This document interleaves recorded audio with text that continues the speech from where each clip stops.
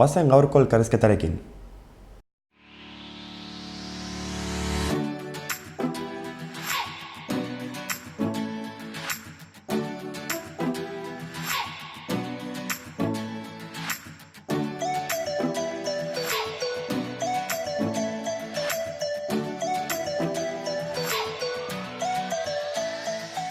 Arratsaldeon, gaurkoan Gotzone, ekoizlea eta Leitzeko kontsumo taldekoa eta Mikel, Leitzako udal ordezkaria datoz, euren esperientziak komentatzera. Arratsaldeon, Mikote? Arratsaldeon. Zer moduz? Ongi. Ongi. Ongi? Bai. Prest? Bai. Bale, hasiko gara pixka bat. Pasaden ekainaren 6an egon zineten talde bat Euskal Herriko Udako ikastoretan ponentzia batzuk egiten eta orduan Landaola Federazioak antolatu zituen ponentzia hauek, orduan lehenengo galdera izango litzateke ea zer dela eta antolatu zituen federazioak ikastora hauek, nori zuzendatu zeuden? Bueno, ez da lehenbiziko aldia antolatzen dituztela, lehendik ere antolatu aurreko urten ere uste dut egon zela, eta pixka bat, euren helburua da tokiko elikadura politikak lantzea, eta zuzenduta dago gaiarekin interesa duen jende guztiarentzat. Bereziki joaten dira tokiko garapenarekin lotura duten teknikariak. Horretaz bai konturatu nintzela, baina baita ere joan daitezke udal ordezkarik, ekoizlek, kontsumo taldetako kidek, irekiak dira. Baina bai presentzia aldetik nik nabarmenduko nuke hori. Teknikariak direla gehien bat joaten dienak. Komentatu duzu, ponentzia zirela, tokiko elikadura politikoi buruz. Azaldu guzu pixka bat zertan datzan politika hori? Bueno, hor, egondu zen, bi parte bezala izan zituen egun horretako jardunaldik. Lehenbiziko partean, estatu mailako, badago agroekologiaren inguruan lanean ari diren hainbat hiri eta saretuta daudenak, Iruña dago gainera sare horretan sartuta, hemen Euskal Herritik bakarra izango litzike, eta gaiaren inguruan estatu mailan egiten ari diren esperientziak eta pixka bat azaldu zien. Maila orokor batetan, Eta gero ja bigarren parten gehiago hitz egin zen esperientzia konkretu etaz 3 esperientzia azaldu zien, batetik Orduñako Orduñako 2 urte daramatza gai hau lantzen, gero ehundu ginen gu 4 urte damazkiu, askoz ere gutxio, eta 3. herria izan zen Gipuzkoakoa, Anoeta herrie horiek daramatzate 2 urte. Pixka bat kronologikoki horrela izan zen. Eta hor ja, bai aurkeztu genuen toki bakoitzen udaletik eta gure kasuan udala bakarrik ez, baizik eta herri eragiletatik tokiko elikadura politikaen inguruan egiten ari gan lana. Eta zein da justo lan hori? Gure kasun Leitzataz hitz egin beharko genuke, ez da? Bai. Bueno, Leitzeko kasun hasi ginen duela 4 urte, eta abiapuntua etzen udala izan, baizik, abiapuntua izan zen Leitzeko kontsumo taldea. Leitzeko kontsumo taldea sortu zen duela 5 urte, helburu jakin batekin, eta zen herri mailan kontsumo arduratsuaren inguruko kontzientzia sortzea, baina horrek eraman gintuen gero kuestionatzea baita ere ekoizpen ereduak, ekonomia ereduak eta guzti hori, ezta? Eta hasiera batetan kontsumitzaileari bakarrik zuzenduta zegoen lanketa pasatu ginen, konturatu ginen, benetan eraldaketa bat nahi baldin baginun, urrats edo salto bat eman beharra geneukala eta herria bere osotasunean implikatu beharra geneukala. Eta hor topo egin udalaren asmoekin. Udalak ez, buruan, bere baitan, ideia berdinak zeuzkalako, baina, igual berak esan bezake hobekio hori, ez? Baina hasi izan duzen, azkenen elkartu ginen bide berdinen, helburu edo norabide berdinekin. Pixka gure ikuspegitik ere elikadura politikak gai transversala edo zer lerrokoak dienez eta herriari zuzenen eragiten dion gai bat izan da, iruditzen zaigu hori ez dela bakarrik udaletik edo konsumo taldetik bakarrik landu beharreko gai bat. Herrin parte hartze prozesu bidez, jende kolektibo eta sektore ezberdinen parte hartuz, poliki-poliki inbarreko bide bat, dela bide kolektibo bat izan beharko luke, azken finen den hori eragiten diun gai bat izanik. Zehar lerrokoa da ikuspegi edo ondorio ezberdinak ditulako, osasun ikuspegitik, bertako garapenan ikuspegitik, paisaian ikuspegitik. Horra hasi ginen, pixko bat bertatik bertara parte hartzen mai hori hor sortzen hasi zen, pixko bat elkarlan horretatik. Oso ondo. Kontatu duzu bertatik bertara taldea, ezta? Ikastaroan, ponentzian, bertatik bertara lehentzen kontsumituz izan zen zuek eramandako gaia edo esperientzia eta zer motatako hitzaldia izan zen, zer kontatu zenuten bertan ikastaroan? Kontatu genuna zen, pixka bat, bertatik bertara zer izan duzen eta ze bide indon eta ze bide iteko tanden, ez? Bertatik bertara badu, lehenbiziko, ez dakit nola esan, lehenbizik ginuna zen maiaren osaketa bat, ez? Eta osaketa hori izan duzen udala, Leitzeko konsumo taldea, baserritar mordo bat ere elkartu zen, baino baita ere herriko pertsona bakan batzuk pixka bat interesa zutenak eta parte hartu nahi zutenak dinamika horretan. Orduan, lehenbiziko bilera hartan markatu genuen pixka bat gure helburu zeintzu izan behar zuten. Eta gure helburutan, bertako produktua sustatzea zarago erabaki ginuen, elikadura burujabetzaren inguruko kontzientzia kolektibo hori eraikitzen joan behar genula poliki-poliki, ezta? Eta horretarako, beharrezkoa ikusten genuen, pixka bat zeintzu zien gure indargunek eta gure ahulgunek, ez? Eta ikusten genuen beharrezkoa diagnostiko bat egitea, bai lehen sektorearena, baina baita ere, bertako produktuak, herriko denda, komertzio, ostalaritzan eta zuen presentzia, eta baita ere konsumitzaileak gaiaren inguruan, zuen sensibilitatearen inguruan, ezta? Orduan, hor prozesu bat markatu genuen, lehenbiziko bilera horretan. Eta prozesua zen, lehenbizi diagnostikoa egitea, gero diagnostiko horretatik ateratzen ziren emaitzekin eta ekintza plan bat edo ateratzea, eta hirugarrena ekintza plan hori, gure eskure genituen rekursoekin eta egingarri egitea, helburu txikiak markatuz biden, ezta.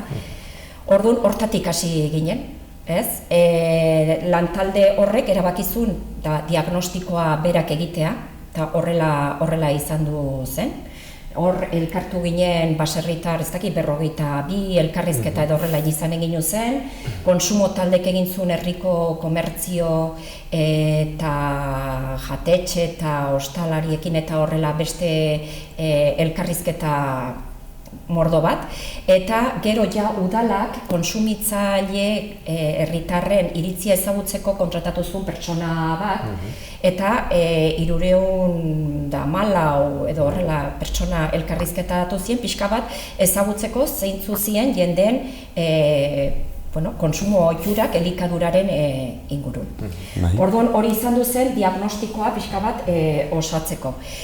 Nik hor usteot, aipatu dituen datu horiekin, Leitzari buruz aiga, ez ga Iruñerriari buruz, horren kuantitatibokin nahiko esanguratsua da, ze 300 eta piko personari elkarrizketea Leitzan suposatzen dueneko 10-etik gorako parte hartzea izan duzula, herri osoa kontutan hartuta, biztanleri osoa. Ni nabarmenduko nuke kuantitatiboki niretzako bintzat sorpresa oso atsegina izan duzen, ikustea parte hartzea espero baino handigoa izan dutzela, bai elkarrizketatan eta bai gero gintzen parte hartze prozesuetan ere, bileretan. Hala ere, garrantzi gehiena behar bada da kualitatiboki hortik atera den emaitza. Lehenengo fase hau, Otzonek esan duen bezala, izan du da gehiago diagnostikoa eta azterketa lan bat, ekintza plan bat ere definitu da, eta hori izango litzateke pixko bat guretzako formakuntza prozesu bat izan da, kontzientziazio prozesu bat ere bai.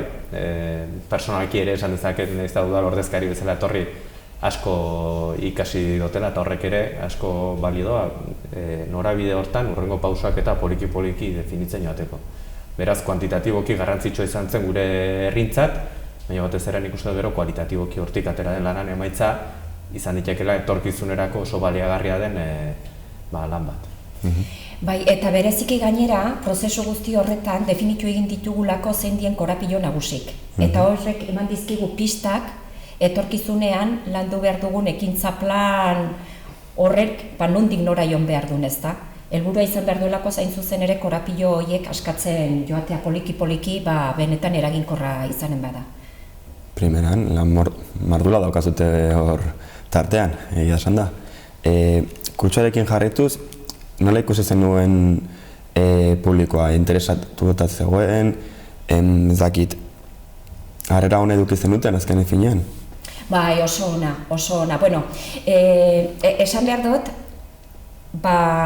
lehitzen indugun hau ez dela salbuespen bat toki askotan egiten ari dela momentu honetan, eta maila desberdinetan daudela tokiko administrazioa bat eta toki batzutan, daude hasieratan, beste batzu, ja daude gurea bezala, hastapeneko urratsoiek eman ditugu eta ja badugu definituta nondik nora joan behar duen hurrengo urtetarako lanketa, baina badira kasuk adibidez Orduña bezalakoak, ja oso aurreratuta dizteanak, proiektu pila bat jarri dituelako martxan eta bide oso bat egina dutelako. Orduan, badau interesa handie eta gainea iruditzen zat etorkizunen gero eta interes gehiago honen dela gai honen ingurun. Zen hor, udalak badute paper oso importantea gai honetan. Elikadura oso ongi esan du Mikelek, elikadura guztioi dagokigun zerbait da, eta oso transversala da, eta sekulako potentziala dauka. Orduan hor, bai enpoderatzen joan behar dugula denak, bai herritarrak, baina baita ere tokiko administrazioak.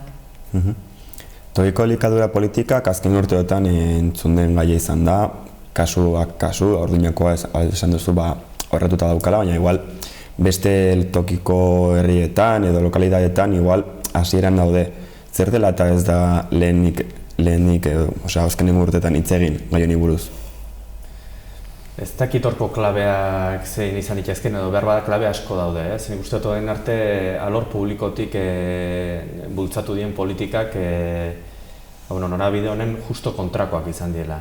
Guk topatu herrin baserritarren sektore hori gainberan eta gaina psikologikoki ere bai nahiko baju, azkenen urte askotan gainbera baten zaudenen eta ezin iraunez zaudenen, azkenen horrek eragiten do, eta horreri buelta emate asko kostatzen da. Nik bai falta motatzen dut, iruditzen zait, toki askotan halako sareak sortzen nahi diela, baina ez beste administrazio maila batzutatik, baizik eta tokiko administrazioetatik eta herrietatik eskualdetan sortzen nahi dien mugimendu die. Behar bada, horri esker, hurrengo urtetan, sare batzuk, sare handigoak ere sortu halko die, nik uste sortu beharko diela. Lehen esan du bezala, Gotzonek esan du, interesa gero eta gehiago honen dela, nik uste interes hori behar bat ere izango dela, eta horri esker, behar bada, behitik gorako prozesu bat izanen da. Nik hala sentitzen du behintzat, ez dauzkete ez dara datuk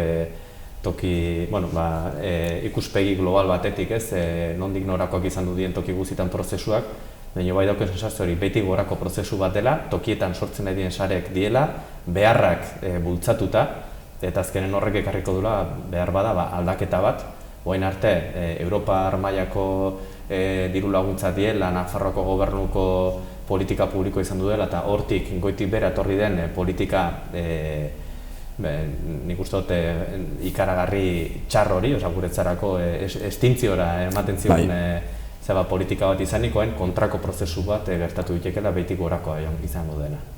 Eta hori adibidez Eibarren oso garbi ikusi zen. Eibarren zegoan jendea, nolabait ere zen jendea, tokiko errealitatekin eta konexioa duena. Eta oso kontziente ziren, hor goian badagoela, ez dakit nola esan, muga bat, kristalezko muga bat, ez duena uzten askotan garatzen behitik gora datorrena. Horregatik Mikelek esan duena egia da, etorkizunean sortzen dihoazten esperientzia guzti horiek euren arten saretzen joan beharko due, elkar hartzen joan beharko due, hain zuzen ere goi mailan egiten diren politika horiek eraldatzeko. Zen gure esku dagoena itzen ari ga, baino ez da aski. Ez da aski, zen guregan eragin ikaragarria due goitipera etortzen dien hainbat eta hainbat nekazal politikak esate baterako. Nekazal politikak erabat baldintzatu egiten dutelako gure ekoizpen eredua. Orduan, gure ekoizpen eredua aldatzen joan behar baldin badugu poliki-poliki eta egokitzen joan behar baldin badugu tokiko elikadura sistema hoietara, behar dugu baita ere goitik administrazioak guri laguntzea. Ekoizpena horretara bideratzea. Eta lortu behar dugu baita ere gerota ekoizle gehiago egon daitezten klabe hauetan. Eta horrek lanketa eskatzen du. Lanketa eskatzen du, diru laguntzak beste modu batetara banaketzea eskatzen du, beste proiektu estrategiko bat egitea eskatzen du, baita ere goitik begiratuta. Baina, bueno, nik esan dezaket gu, txikitik, gure mailatik ari garela lanketa hori iten. Hor, aipatzen denen kontrako norabideen izan du diela eta kaltegarrik izan du diela politika publikoek ez da plano teoriko baten bakarrik hitzeik utxe. Hor, adibide oso praktikoak eta oso errala daude azkenen, baserritarrei baserrik iraunak izateko politika publikoa bultzatzen zutena zen, gero eta esplotazio handigoak izatea, gero eta zorpetza handigotan sartu behar izatea, gero eta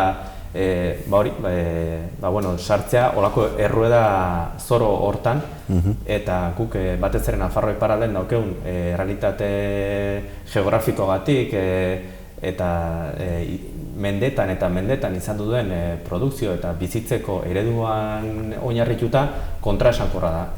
Horrek ez du halako haunditzen mugagabe bat, imposiblea da erabat haunditzen joatea halako esplotazioak eta gaina horrek ere badauke, noski, eragin bat ere bai, bertako produktuen kalitaten beran, osasungintzan, paisaian eta bar. Orduan, pixko bat gurea litzateke bueltatzea garai baten zegoan oreka horretara, lurrakin, paisaiakin, abereekin, zegoen oreka horretara bueltatzea. Hasiera-hasieratik guk oso argi izan dugu gure elkarrizketetan, iruditzen zaitu hortan oso ados geundela txikitasunari garrantzia ematea. Makroproiektu batzutara joatea baino, pauso txikiak ematea denak norabide berdinean. Baina egia da horrek ere azkenen tope bat ere badula, eta administrazio publikoak beste maila bateko administrazio batzuk ere badue beren erantzunkizuna, eta iruditzen zaigu hortan ere bai aldaketa bat beharrezkoa izango dela. Komentatu duzuen nola herriek, bai txikiek bai handiek, politika hauek erabiltzen hasi diren gutxinaka alduten einean edo alduten moduan. Uste duzute politika hauek ja maila altuesiago batertara iritsi halko diren edo ez, igual maila erkidego mailan edo igual estatu mailan ja hitz egin da, edo ja igual hori zinezkotzat jotzen duzute? Hombre, nik uste dut indarra hartzen joanen diela. Eta hemen Nafarroan bertan ikusten da, azken urteetan, gero eta toki gehiagotan gaian lantzen ari da, eta hemen Iruñan bertan, azken 4 urte hauetan inda oso lanketa polite, oso polite gainera. Eta beste gauza bat argi dotena da, ezin dela gaia udalen ardurapean utzi bakarrik, edo administrazioen ardurapean. Uste dut herritarrok alduntzen jo behar dugula gai honen ingurun, eta elkarlana egin behar dugula tokiko administrazioak. Ze bestela, gertatu liteke gobernu aldaketa bat egotea, eta ez baldin badago oinarri bat behitik, erabat hori, ez? Orain arte egindako lan guztie pikutara joatea. Ordu masa kritikoa sortzen joatea gaiaren ingurun oso importantea da. Eta nik uste poliki-poliki sortzen ari dela. Kontua da etorkizunen asmatzea hori ez dedila izan denbora jakin batetan gertatu den, ez dakit, moda bat edo baizik eta izan dedila benetan etorkizunean gelditzera datorren eraldaketa prozesu bat edo. Bai, nik uste dut, oen horre irudi batzu baina ikusten die berdintasunari lotuta, ez? Eta batzutan pentsatu izan dut baditula bere antzekotasunak. Hemen ere alduntze bat eman behar dela, nik uste beharrezkoa dela, ez? Esan duen bezala gainberan zeuden produktore ekoizle asko uste zuten entzola beste biderik. Azkenen desagertzera kondenatuta zeudela, hor alduntze prozeso bat eman behar da. Hor badaude kristalezko mugak, hemen ere badaude, gainditu beharreko kristalezko mugak, eta azkenen gizarte osoari egiten diun gai bada. Oso ongi esan duen bezala ditzen zait, badela gai bat ez administrazioari bakarra utzi bartzaiena, gai baten ere behar bada nire ikuspegitik, akats bat ere hori izan da, ez? Diru laguntzarik ez diguten ematen guri, guk ekoiztu nahi dugun eredu honek ez dauka biderik, eta pixkoat egoera pasibo hortatik egoera aktibo batera pasatu behar dela iruditzen zait. Eta hor, baserritarrok ere hortara pasatu behar dugu. Neri asko gustatzen zait esatea gure prozesu honetan, gure lanetako bat, bada herritarra sentsibilizatzea, baina guk gero baserritarrak ere indartu egin behar dugu, eta sinistu egin behar dugu gure aukeretan, eta gure indargunetan ze baditugu. Txikia izatea, Mikelek oso ongi esan du, txikia izatea indargune bat izan daiteke. Hori da iparralden oso ongi asmatu dutena, ez? Orduan hor, eta garrantzia ematen diogu oneri. Baserritarrak bide honetan formatzen joatea. Formakuntza oso importantea delako. Oso ongi. Ja etorkizunari begira, beste mototako proiektua dauzkazute prestatuta edo prestatuko dituzute leitzan garatzeko, ez dakite zer daukazuten hurrengo urteetarako pentsatuta. Nik uste dut nolabait irudikatzeko zimentuak edo jarri ditugu, behar bada askotan ikusten ez dien zimentuk badie, baina hor daude, sendoak die, beharrezkoak die, eta hortik gora poliki-poliki eraikitzen joaneka. Esan bezala ez dugu makroproiektotan sinisten, baina kontu da, poliki-poliki, harritxo, ja, hasi barko ginekela ja emaitza batzuk ikusten eta nabaritzen. Ekintza plan badaukeu, nik uste ekintza planak ere ez dela dokumentu itxiak, errebisatzen jamarko die, berritzen jamarko die, aukeran arabera behar bada zabaltzen ere jamarko lieke, eta bestalde batetik oso argi daukeguna da, gu leitzan indugun lanketa hau, gai batzutan motz gelditzen da, gai batzuk eskualde mailara ere zabaldu beharko lieke, askotan hitzen dugun bezala, bertako produktuen identifikazioa eta komertzializazioa behar bada ez du sentidurik herri bakoitzak bere marka propioa lantzea, ez? Eta hortan ere, pixkoat nahi ginuke salto egin eskualde mailara, eta behar bada poliki-poliki saretze prozesu horrekin beste inertzia eta beste indar batzuk sortu daitezkela iruditzen zait. Nik hor gehitu dezaket, pixka bat zehazte aldea, ez? Ekintza plan horrek baditu 3 atal. Bata da sensibilizazioa, bilatzen du nolabait ere baserrie eta herritarraren arteko lotura berreraikitzea, ez? Baserria eta baserriaren inguruan dagoen kultura guzti hori nekazaritza eta abeltzaintza arloan herritarrari helaraztea eta balioan jartzea, eta horretarako badago programa oso bat, ez? Orain zehaztuta daukagu 2 urtetarako, baina berak esan duen bezala, Mikelek esan duen bezala, bidean joanenga eguneratzen, ez? Badago beste atal bat da konsumoarena, eta hor, pixka bat bilatzen ari garena da, zirkuito laburra eraikitze lan hori iken ari ga. Esan behar dut, egin dugun lanketari esker, momentu honetan Leitzara joaten zanen denda batetara edo jatetxe batetara edo harrera oso irekia dagoela eta gainera jarrera aktibo bat hartzen ari direla beraiek ere. Eta hori oso importantea da, ja pasatzen ari dira, salto hori ematen ari die, eskola jantokien gaia hor dago. Balantze prozesuan ja badago, agendan dau, eta datozen 4 urtetan hor aurrera pausoak ematea espero dugu. Ostiraletako feriaren inguruan ere gogoeta bat badago eta proiektu bat badago udazkenetik aurrera martxan jartzeko. Eta, hori ja bidean dagoela esan dezakegu, ez?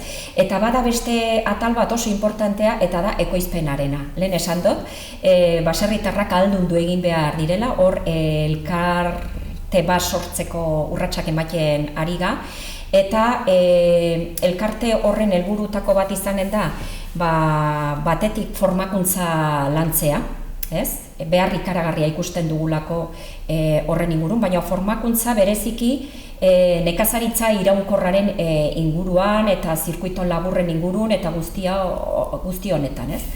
Eta horretaz aparte, elkarte horren bidez, nolabait ere eragin nahi dugu jadanik martxan dauden, bertatik bertara bezalako taldetan, edo herrin dauden beste hainbat hausnarketetan eta gure ahots propioa eduki nahi dugu, ez? Orduan hor, hiru hanka horiek elkarrekin lantzen ari ga. Zen importantea da honek funtzionatzeko, ez? Mahai honek funtzionatzeko hiru hanka horiek modu orekatu batetan lantzen joan behar da. Eta nik uste dut hori dela horretan gabiltzala. Hori da.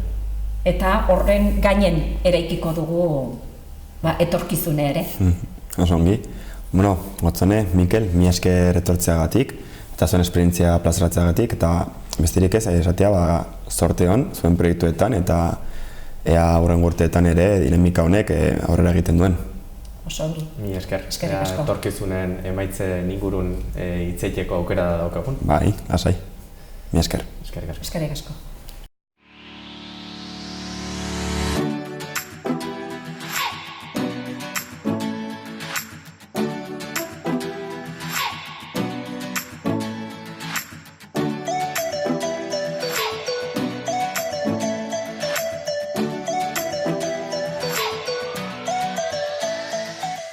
Hau izan da guztia gaurkoz, mila esker horregoteagatik, bihar kontu gehiago edukiko ditugu, eta orain sarrigunengo jaietako irudiekin utziko zaituztegu. Bihar arte.